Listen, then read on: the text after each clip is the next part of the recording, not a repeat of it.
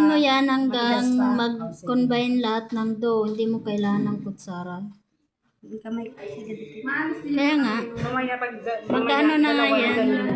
Tsaka ilagay mo dyan.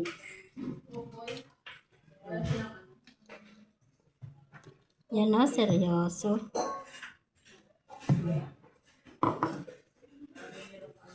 At saka yung mga gilid, ganyan na yung gilid. Yan, yan. Yan, very good. Dapat ganyan na nga lang yung agahan natin, no?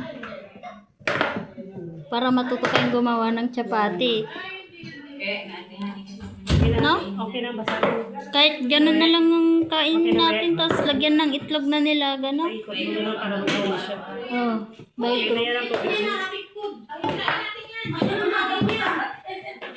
Sino yun? Ha?